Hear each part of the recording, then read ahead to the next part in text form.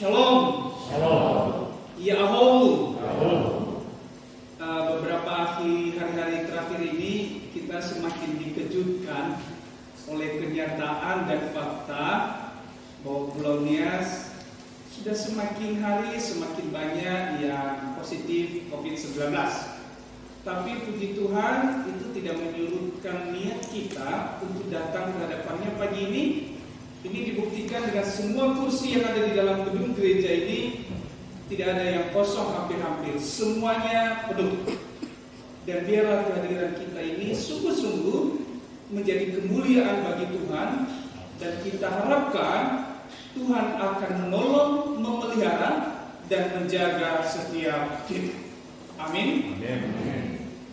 Ada satu persoalan yang terus muncul di dalam kehidupan orang percaya, orang yang disebut sebagai orang Kristen. Dan persoalan ini bukan persoalan baru, tetapi persoalan ini persoalan yang sudah muncul sejak zaman dulu kala, yaitu zaman gereja mula-mula sampai dengan zaman now, zaman sekarang ini. Persoalan apakah itu? Yaitu persoalan orang Kristen, orang beriman yang mengaku percaya kepada Yesus Kristus dalam hal ketidakkonsistenannya menjalani hidup sebagai orang beriman. Sudah menjadi orang Kristen sih, ya namanya orang Kristen, tapi kelakuannya masih kelakuan orang-orang yang seperti belum mengenal Kristus. Dia sudah mengaku percaya, sudah disidik kalau anak-anak remaja, sudah percaya Yesus, sudah percaya Tuhan, rajin ke gereja, rajin membaca Alkitab, doa, bernyanyi, memuji Tuhan, rajin. Artinya secara fisik, secara kelihatan, ya ini sudahlah memenuhi syarat sebagai orang Kristen. Tetapi kelakuan masih saja ada yang kelakuannya seperti bukan orang percaya. Masih suka memfitnah, masih suka menipu, masih suka mengambil yang bukan haknya, sampai kepada perbuatan cabul atau zina. Apakah ini praktek hidup orang Kristen, orang beriman yang percaya kepada Yesus Kristus? Jelas tidak. Dan ini menjadi persoalan yang juga dihadapi Paulus ketika ia berbicara kepada jemaat di Korintus. Orang-orang Korintus telah menerima Kristus, tapi faktanya yang mereka masih balik juga di dalam kehidupan mereka yang lama, suka memfitnah, menipu, sampai kepada percabulan.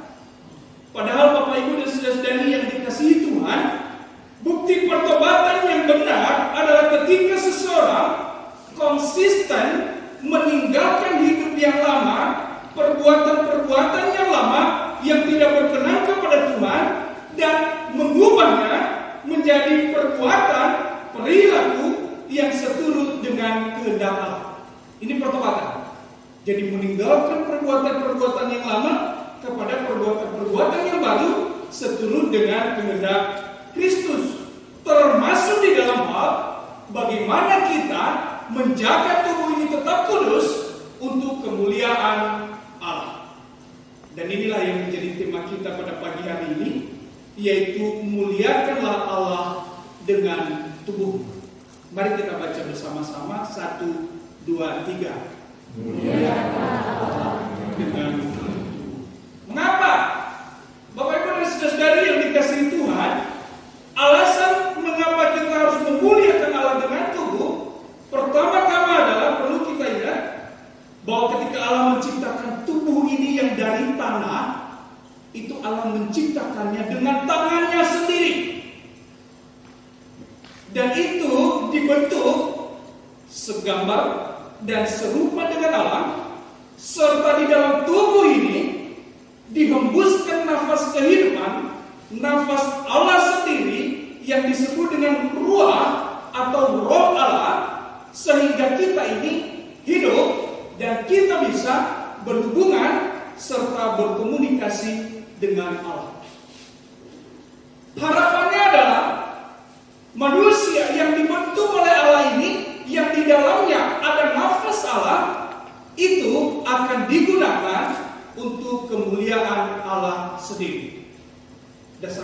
bisa lihat di dalam Kejadian pasal 1 ayat 27 dan Kejadian pasal 2 ayat 7.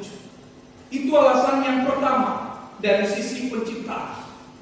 Yang kedua, alasan mengapa tubuh ini harus memuliakan Allah, yaitu bahwa meskipun tubuh ini, hidup ini memilih memberontak kepada Allah dan hidup di dalam dosa-dosanya, tetapi Allah masih mengasihi kita dengan mengutus Yesus Kristus sehingga tubuh ini, hidup ini menjadi tubuh yang dikuduskan, yang berkenan kepada Allah, ditebus, dibayar dengan harga yang mahal.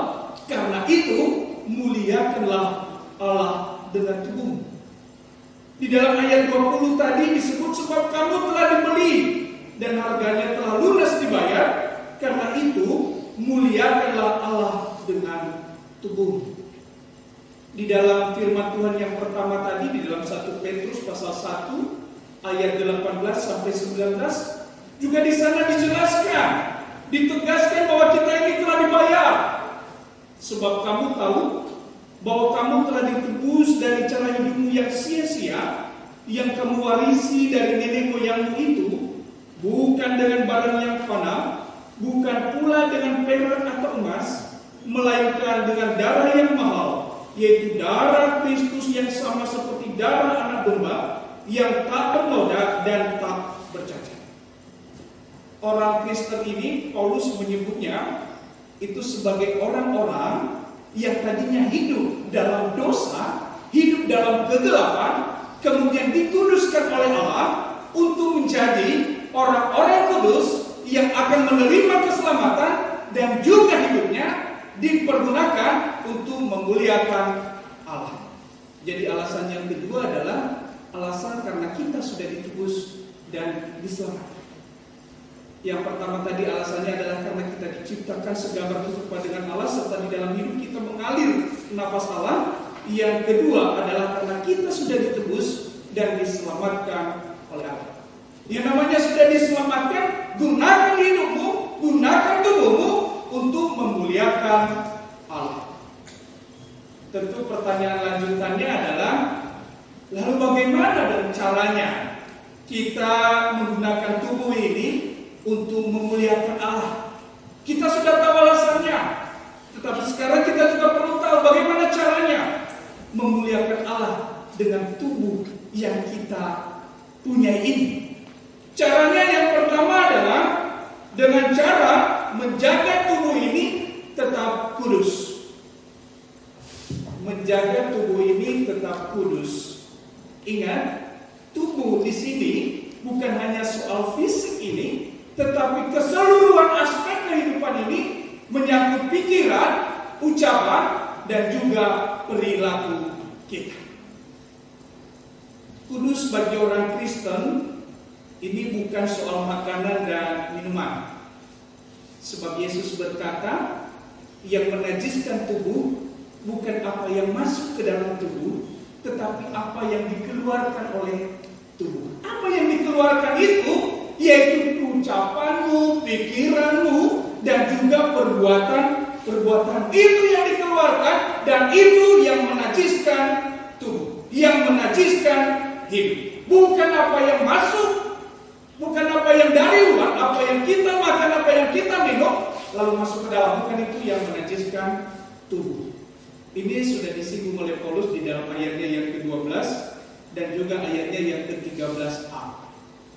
Paulus berkata bahwa segala sesuatu itu halal bagiku, tetapi ingat, tidak semua berguna. Segala sesuatu itu halal bagiku, tetapi tidak semuanya itu bermanfaat. Karena itu, di dalam kemerdekaan kita memakan dan meminum segala sesuatu, termasuk melakukan segala sesuatu ini, kita juga harus melakukannya di dalam kemerdekaan yang selektif dan bijak. Jangan mentang-mentang karena sudah merdeka makan, ya segala sesuatu dimakan saja, dihajar saja. Kalau perlu batu pun dimakan.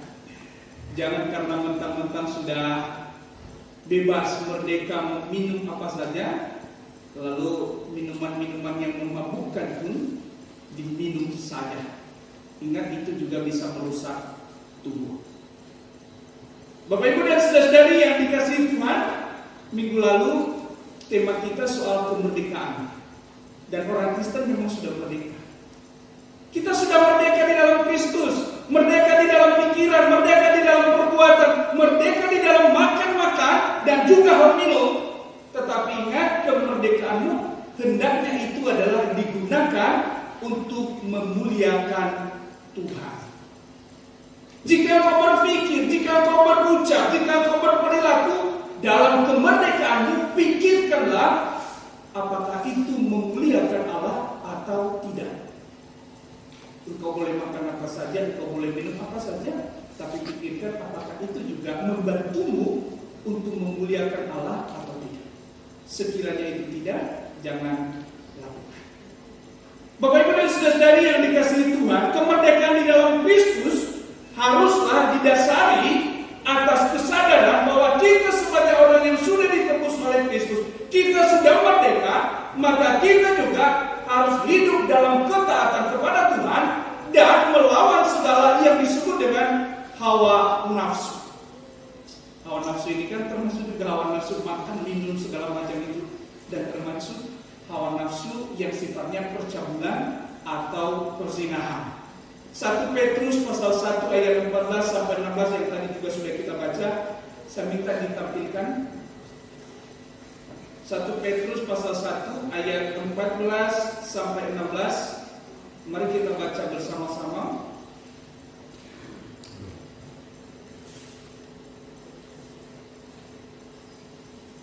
Bisa, Aris? Oke. Ini berbicara soal bagaimana kita menjaga kekudusan kita. Ya, sudah tampil. Mari kita baca bersama-sama. 1, 2, 3. Hiduplah sebagai anak-anak yang taat dan jangan turuti hawa nafsu yang menguasai kamu pada waktu kebodohanmu. Lanjut. Tetapi hendaklah kamu menjadi kudus di dalam seluruh hidupmu, sama seperti Dia yang kudus yang telah memanggil kamu. Sebab ada tertulis, kuduslah kamu sebab Aku kudus. Jangan turuti hawa nafsu yang menguasai kamu pada waktu kebodohan. Waktu kebodohan ini maksudnya bukan bodoh, tidak tahu apa-apa, tapi ini adalah masa di mana kau belum mengenal Kristus, belum mengenal Injil, belum menerima Kristus. Itu disebut sebagai masa kebodohanmu, di mana engkau hidup menurut hawa nafsumu sendiri. Engkau menggunakan kemerdekaanmu untuk memenuhi segala hawa nafsumu sendiri, termasuk hawa nafsu percabulan dan perzinahan. Dan Petrus berkata, ya jangan turuti hawa nafsu itu. Engkau sekarang sudah hidup di dalam Kristus dan engkau tahu bahwa Allah kita adalah Allah yang kudus, maka jagalah tubuhmu supaya tetap kudus.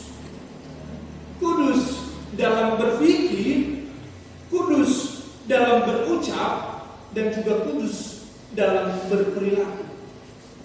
Kudus dalam berpikir itu berarti buanglah segala kejahatan di dalam pikiranmu, buanglah segala ketidakadilan sejak dalam pikiranmu, buanglah segala sesuatu yang membuat engkau sombong sejak dalam pikiranmu.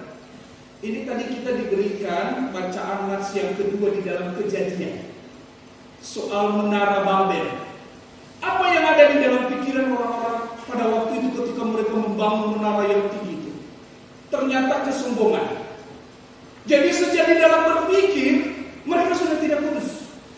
Wah, marilah kita membangun kota dengan menara yang puncaknya sampai ke ujung langit. Dan mari kita mencari nama. Mari kita mencari nama. Supaya apa? Kita mendapat pujian dari semua orang.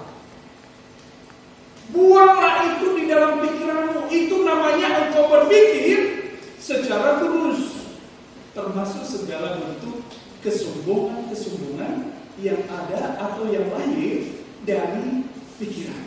Itu tadi di dalam Kejadian 11 ayatnya yang keempat. Kudus dalam berucap atau berkata-kata. Artinya apa? Jangan menjadi tukang fitnah. Jangan menjadi tukang tipu. Jangan menjadi tukang maki. Ingat di dalam Amsal pasal 4 ayat 24 dikatakan, buanglah mulut serong dan bibir yang dolak-dalik. Bibir yang kokoh yang apa gitu. Jadi antara bibir atas dan bibir bawah sudah nggak sinkron.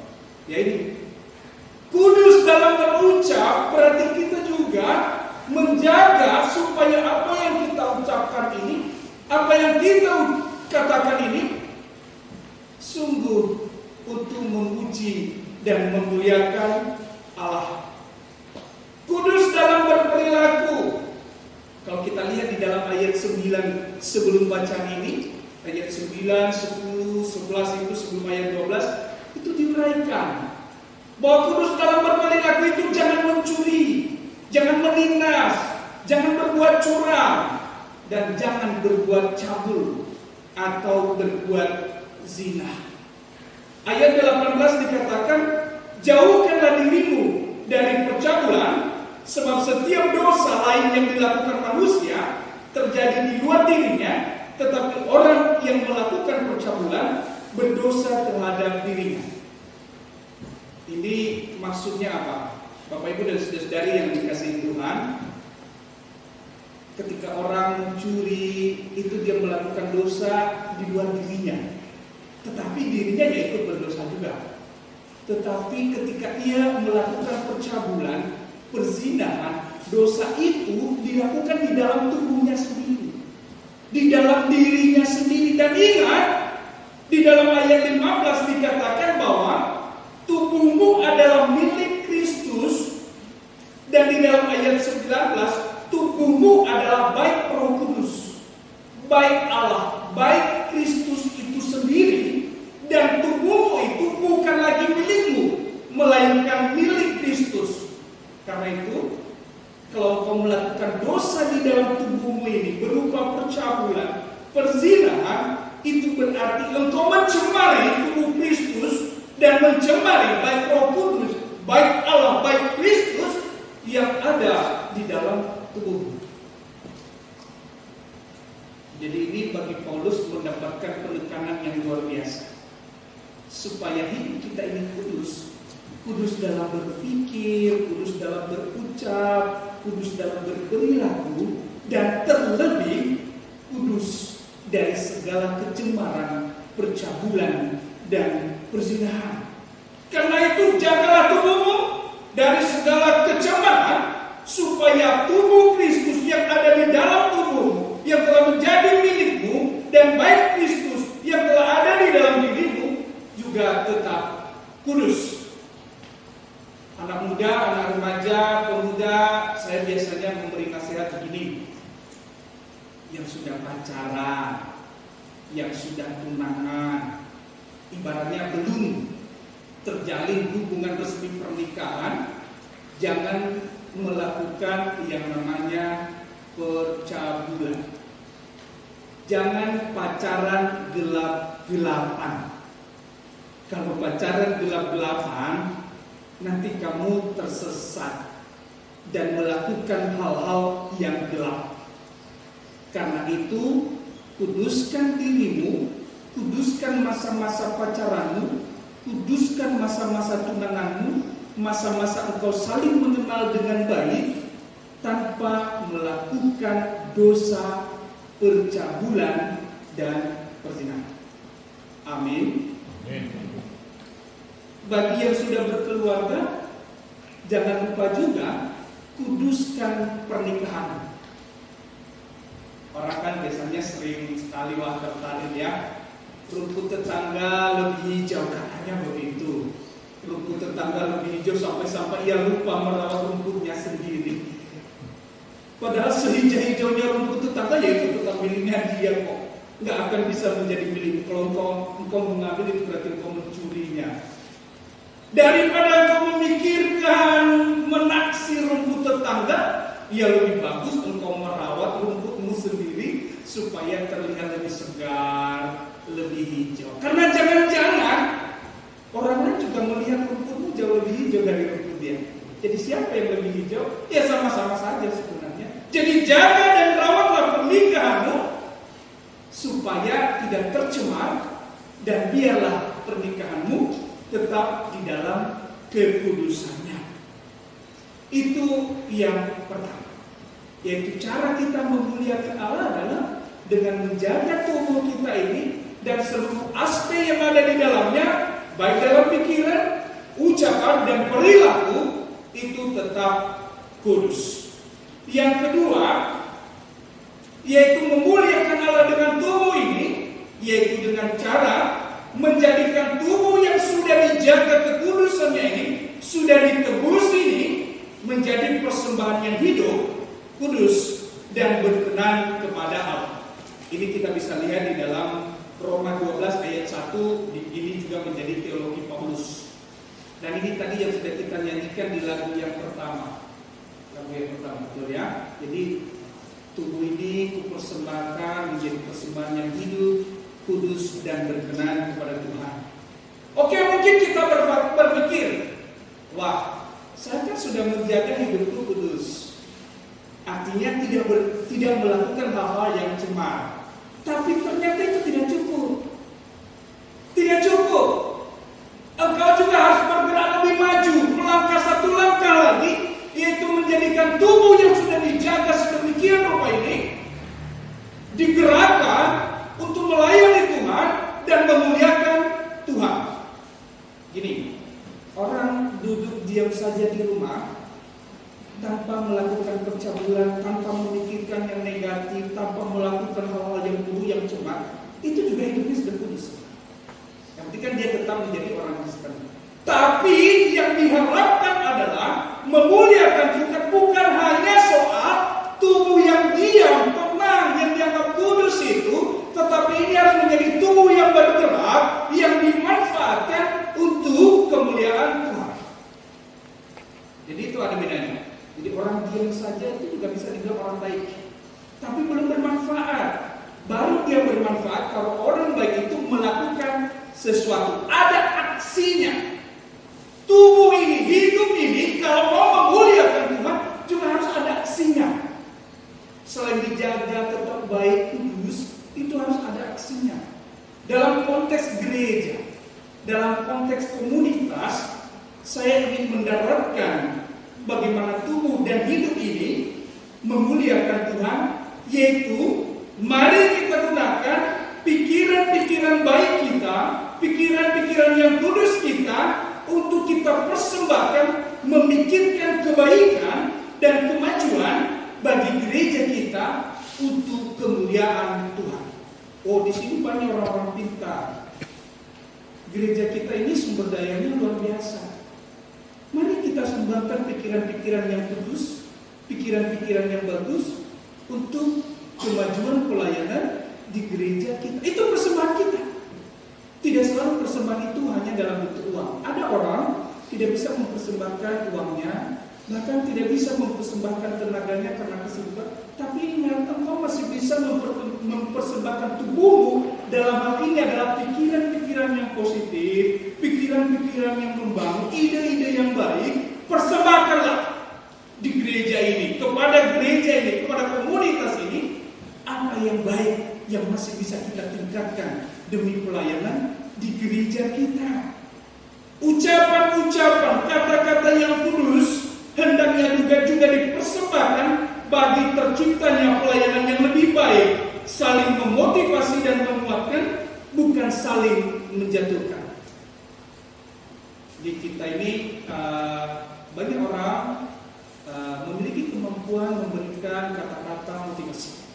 Dan hal itu kita harapkan kata-kata itu dikeluarkan, diucapkan untuk memotivasi satu dengan yang lain, untuk memotivasi para pelayan.